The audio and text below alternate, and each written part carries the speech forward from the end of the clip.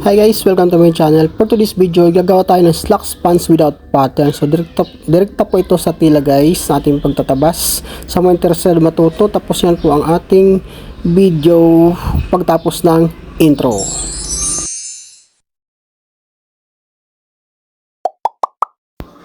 So ito yung ating tela guys. So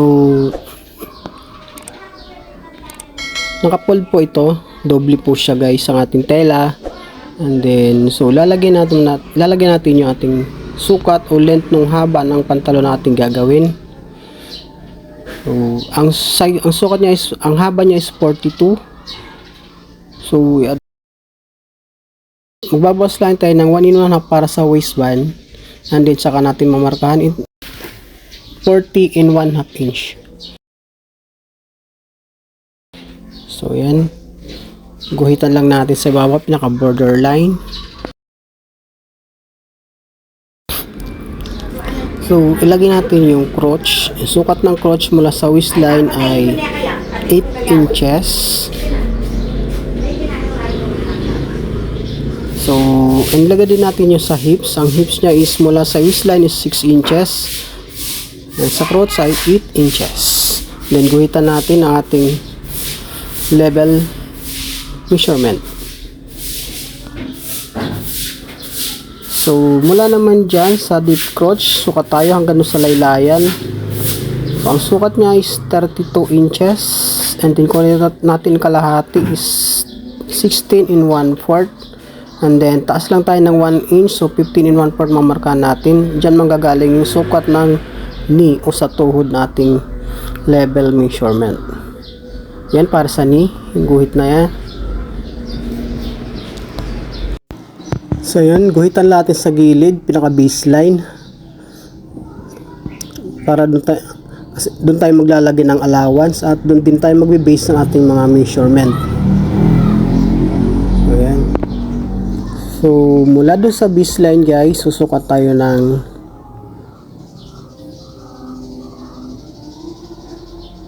hips. So sukat ng hips niya is 37, divide 4 is 9 in 1/4. Lagay lang natin sa hips, and then ganun din dito sa deep crotch, ibaba lang natin ang measurement natin. Wala sa baseline sukat natin guys, no? And then guhitan natin diretso. And then magpa-plus tayo ng 1 in 1/4 para sa curve ng front crotch. Ito sa may zipper guys. Then guhitan natin pataas na naka-slant po siya ng bagya o konti para hindi masigip pag sinuot. Yan, tapos curve na po natin dyan sa may front crotch. Pwede tayong gumamit ng French curve guys sa paglalagay ng curve dito sa crotch.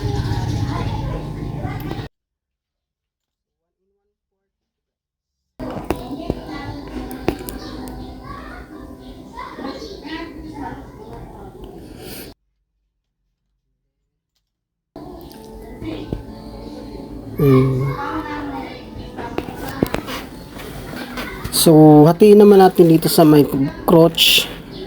Ang sukat niya is 11, then kalahati is 5 in 1/2, and then ilagay natin dito sa baseline. Kunin natin ang center ng ating pantalon. Then magagaling ang magiging liston niya o pinakagitna ng pantalon guys. Yan ating base. Sa iba ang tawag dyan is green line. Dapat diretso at pantay-pantay ang pagkakasukat dyan para hindi magbayas ang ating pagtatabas. So ang waistline niya is 29, divide 4, 7 in 1/4 ang ating nilagay. And then dito naman sa knee, ang sukat ng knee sa tuhod ay 18 divide to 9 inches. Tuloy natin sa gitna, and then sa laylayan naman is 14, kalahati is 7.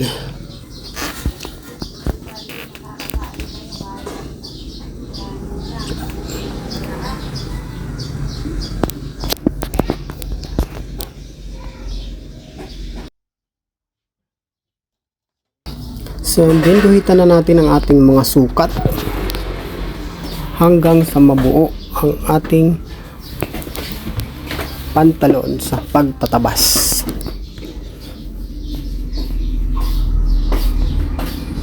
So, connect lang yan guys, connect lang siya ang mga sukat.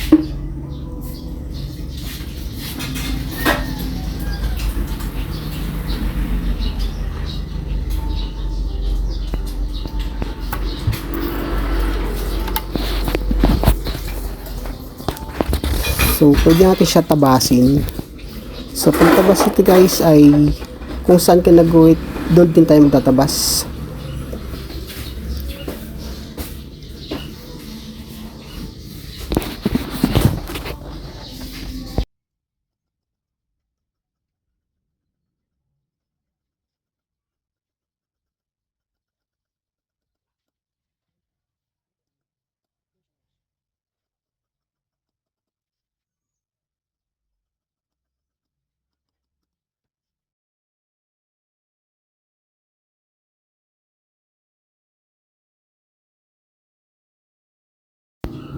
So ngayon naman gawin natin isa para sa back parts.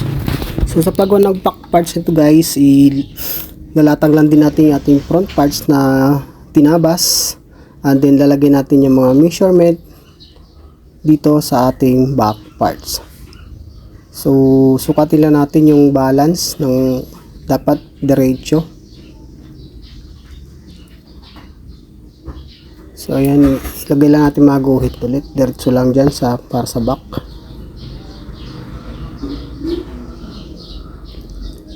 Ayan, sa waistline, and then sa knee, then dito sa pinakalaylayan. So, sa paglagay ng back parts ito guys, magpa-plus tayo ng 1 inch mula dyan sa front parts. 1 inch dito. Ayan. So, dahil hindi tayo naglagay ng allowance sa front parts, dito natin ilalagay sa back parts. Tandaan nyo guys, ang paggawa ng pantalon is dapat mas malapad ang back parts kaysa sa front. So, yung mawawala sukat sa front, mapupunta dito sa back parts. Yun po yun. So 1 inch po dito, and then dito naman sa may crotch. So dito sa may crotch, mas malaki natin idadagdag dyan, pwedeng 2 and 1/4 hanggang 3 inches. So dito nilagay dito 2 and 3/4 para sa back parts. So 2 and 3/4 to guys. And then dito naman sa taas, so 2 and 1 na papunta sa taas sa may waistline ng back mula sa front, and then sukat tayo papasok ng 2 inches mula sa front seam. Ayan, pataas naman is 2 and 1/2. So ayan, dito natin siya. So pwede natin alisin ang ating front parts para guhitan naman natin para sa back parts.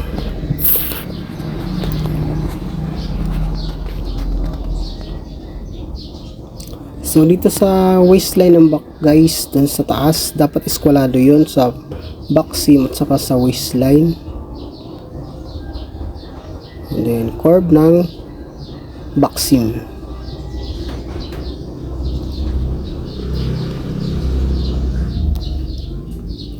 And then connect lang natin yung mga measurement na ating nilagay. Diretso ang guhit.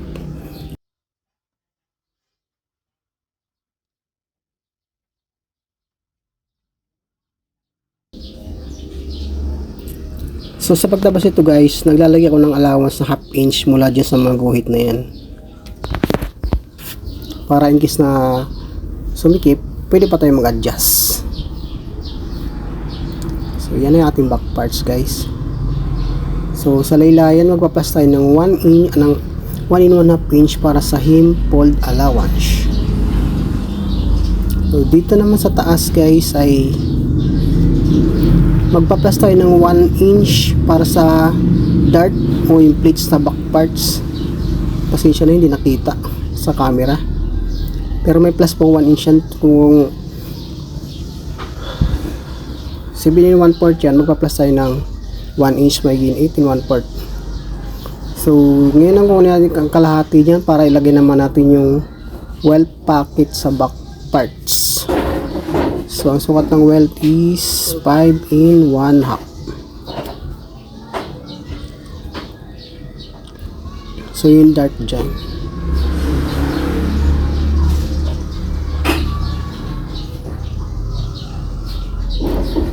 Yan para sa pocket guys.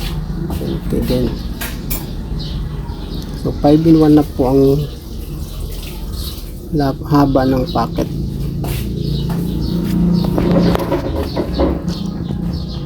So ganun lang guys kung paano ito gawin.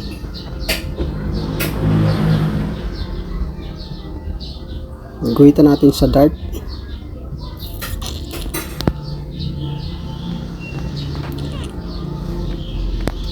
Ayan, guhit ng pataas pababa sa may pocket.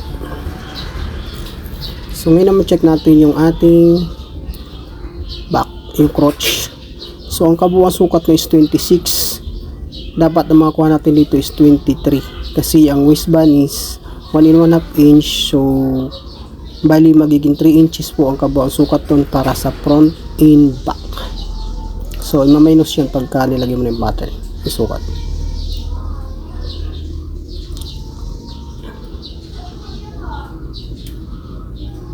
So yun guys, 23 inches plus waistband na 1 in 1/2 sa harap at 1 in 1/2 sa likod, bali 3 inches. So sakto sa 26 inches ang ating back seam. Back ang ating crotch. So sa back seam guys, may plus na 1 inch ito para sa allowance ng para sakaling sisikip ang waistband, pwede natin mag-adjust doon.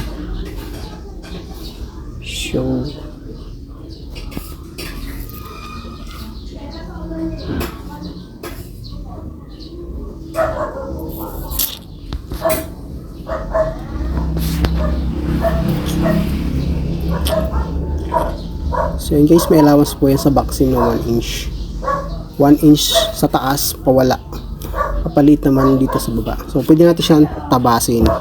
So sa pagtabas ito guys, naglalagay ko ng 1/2 inch allowance.